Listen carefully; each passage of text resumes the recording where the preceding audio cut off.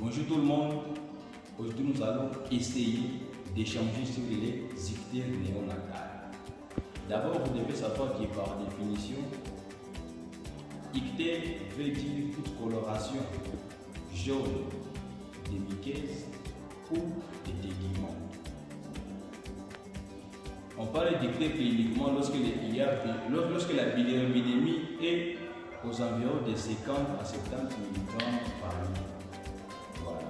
Donc, comme nous sommes en néonatologie, nous allons essayer de parler des mécanismes physiopathologiques. Donc la survenue, comment survient une ictère néonatale. Nous allons parler de comment on prend aussi en charge.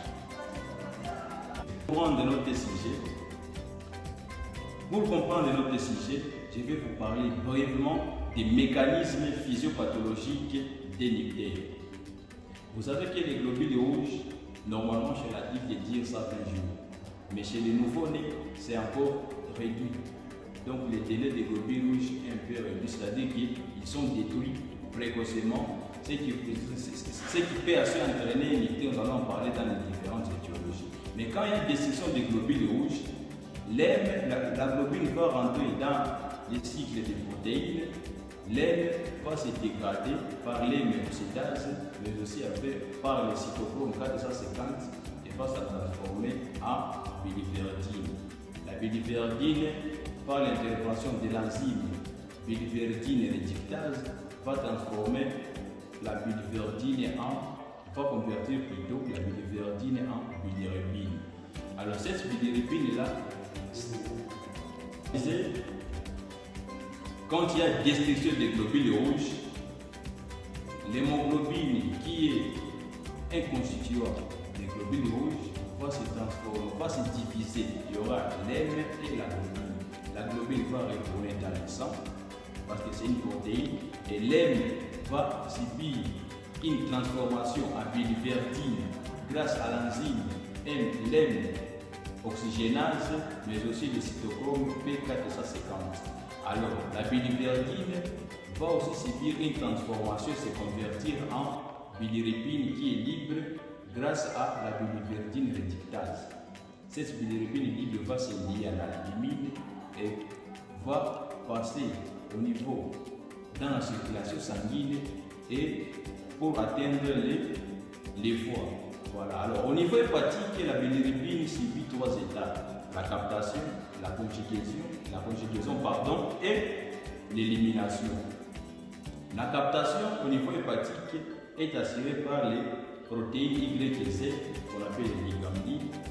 Alors, lorsque la bilirubine libre non conjuguée est captée au niveau hépatique grâce à ces ligandides, il va être conjugué par l'enzyme glycéryllyl transférase qui va la transformer en bilirubine conjuguée qui sera ensuite éliminée dans les voies biliaires extra-hépatiques et aller se stocker au niveau de la vésicule biliaire où elle sera utilisée voilà, dans l'émulsification de la graisse. Vous savez tous les processus, c'est lorsque un aliment contenant de la graisse arrive au niveau du duodénum. Le duodénum, la présence de cet aliment au niveau duodénal va stimuler la cholécystokinine, CCK, mais aussi certains auteurs incriminent aussi la participation du nerf pneumogastrique ou le nerf 10 qui va contracter la vésicule biliaire, qui va déverser la bile et la graisse sera émulsifiée. De telle sorte que vous allez comprendre qu'en cas de cholestase et consort, lorsqu'il y a défaut de production ou défaut de libération de la bile, il y aura des stéatorées et consort. Alors, la question à se poser, c'est pourquoi l'ictère néonatale? Pourquoi l'ictère néonatale? Pourquoi l'ictère survient chez les nouveau-nés? Je vais vous répondre comme ceci. Vous savez que d'abord, il y a ce qu'on appelle l'ictère physiologique et l'ictère pathologique. L'ictère physiologique, c'est l'ictère qui survient le deuxième jour après la naissance et puis durer une semaine. Donc après une semaine, il disparaît. Mais l'ictère pathologique, c'est celui qui vient au-delà. Donc, qui peut apparaître après ces 2 jours-là et persister pendant longtemps. Et là, nous allons beaucoup plus nous focaliser sur l'ictère pathologique. Parce que dans les ictères physiologiques, on incrimine les ictères liés au lait maternel, des ictères aussi qui sont liés à l'ictère physiologique du nouveau-né qui s'explique par le fait que les globules rouges affectent une demi-vie très réduite, se détruisent. Il y a donc destruction des globules rouges massive liée à la réduction de sa demi-vie, et cela peut atteindre aussi l'ictère. Mais chez nous, en neonatologie, nous allons beaucoup plus nous focaliser sur les ictères pathologiques. Et pourquoi est-ce que ça sert? Premièrement, il y a plusieurs mécanismes qui sont incriminés, mais je vais essayer de vous partager certains d'entre eux. Entre autres, immaturité hépatique. Les fois qui est immature chez un prématuré, chez un nouveau-né prématuré, peut entraîner la céphalie de l'ictère. Pourquoi? Vous savez que c'est au niveau hépatique où il y a synthèse de protéines, entre autres l'albumine. Je vous ai parlé dans la physiopathologie que l'albumine, la bilirubine se lie à l'albumine. Alors, lorsqu'il y a défaut, lorsqu'il y a hypoalbuminémie, donc la bilirubine ne va pas se lier, donc il ne va pas subir la conjugaison, et cela peut entraîner un ictère. La bilirubine bien sûr libre.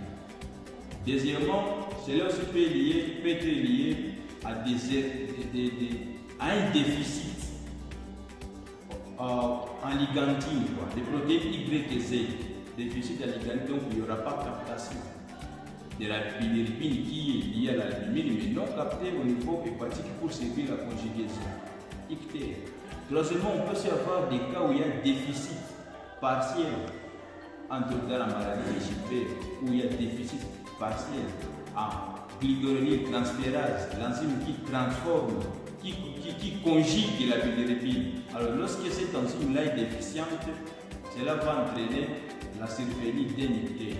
On peut aussi avoir un déficit en glycéryltransférase qui est complète dans la maladie de Crigler-Najjar, et cela va entraîner la céphalie des ictères aussi. Mais aussi, parlant d'autres étiologies, on peut aussi avoir, parce que je vous ai parlé de la captation, la conjugaison et l'élimination, il peut aussi avoir défaut au niveau de l'élimination. Donc, en résumé, c'est quoi? Il y a d'abord défaut au niveau de la captation qui peut entraîner la céphalie d'un ictère, défaut d'abord au niveau de la liaison qui peut entraîner la céphalie d'un ictère, un déficit, un problème aussi au niveau de la captation qui peut aussi entraîner la céphalie d'un ictère, un défaut aussi de conjugaison, maladie de Gilbert et Crigler-Najjar, mais aussi un défaut d'élimination. Dans les causes liées à un déficit d'élimination, c'est une cause chirurgicale les plus incriminées. On incrimine l'adrésie des voies biliaires. L'adrésie des voies biliaires, c'est-à-dire que les voies biliaires ne se sont pas très bien développées, si on peut le dire. Alors cela va entraîner que la bilirubine est bien captée, conjuguée, mais n'est pas éliminée.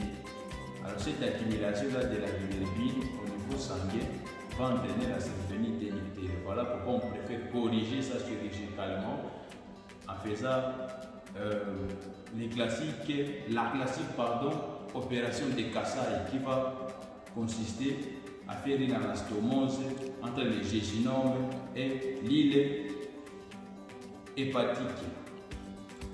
Voilà, si on peut le dire. On peut aussi parler maintenant des différentes complications d'un ictère néonatal avant de citer sur la prise en charge.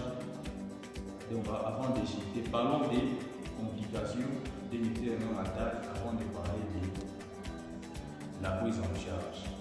Complications d'un ictère néonatal, on crée beaucoup plus encéphalopathie pour définir quand il y aura, surtout dans la maladie de Crigler-Najjar, avec déficit total en glycéryltransférase,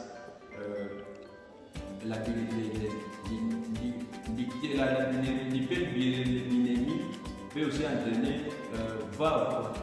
va atteindre les noyaux gris centraux et causer cette ictère nucléaire-là qui est potentiellement mortelle. Mais aussi, parlons maintenant de la prise en charge pour terminer. Dans la prise en charge, on recommande beaucoup plus. D'abord, comme je l'ai dit, il y a des ictères bénins. Normalement, on peut ou ne pas traiter. Ça finit par disparaître dans la première semaine. il y a le relais maternel, ça finit aussi par disparaître. On ne doit pas arrêter l'allaitement, mais aussi quand il s'agit d'unité pathologique avec hyperbiliémie variant entre 50 à 70 millions par litre, il faut aussi recourir à une photothérapie. Il y a donc plusieurs mesures de prise en charge entre la photothérapie qui a déjà été certifiée cliniquement, qui va consister à exposer notre nouveau-né prématuré ou nouveau-né à terme avec tête à la lumière bleue. Nous vous montrerons les images dans la prochaine épisode. Alors c'est là où vous devez savoir que nous devons protéger cette lumière bleue-là est toxique pour les antennes, une nécessité. Nous devons protéger comme les yeux, protéger aussi les organes génitaux. Deuxièmement, on recourt aussi aux médicaments qui stimulent aussi la production du gluconéotransférase pour conjuguer cette bilirubine libre. On donne des inducteurs enzymatiques comme le phénobarbital. Oui, comme prise en charge, il y a différentes mesures de prise en charge, mais je vais vous parler seulement des deux moyens de prendre en charge un ictère néonatal. Premièrement, recourons toujours à une photothérapie. Donc, on fait la thérapie à la lumière bleue, on peut exposer l'enfant complètement dévêtu, mais en prenant soin de protéger ses yeux, parce que cette lumière bleue-là peut entraîner une cécité, c'est toxique au niveau de la rétine chez l'enfant, mais aussi on protège ses organes génitaux.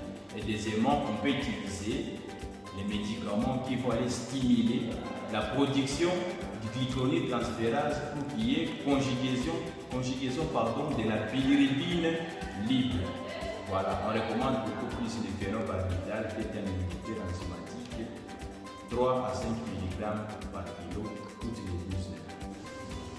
Voilà, chers abonnés, nous dirons que nous venons de parler sur les ictères néonatales. S'il y a des remarques et questions, sont les bienvenus dans les commentaires. Et nous vous disons à la prochaine. Bye.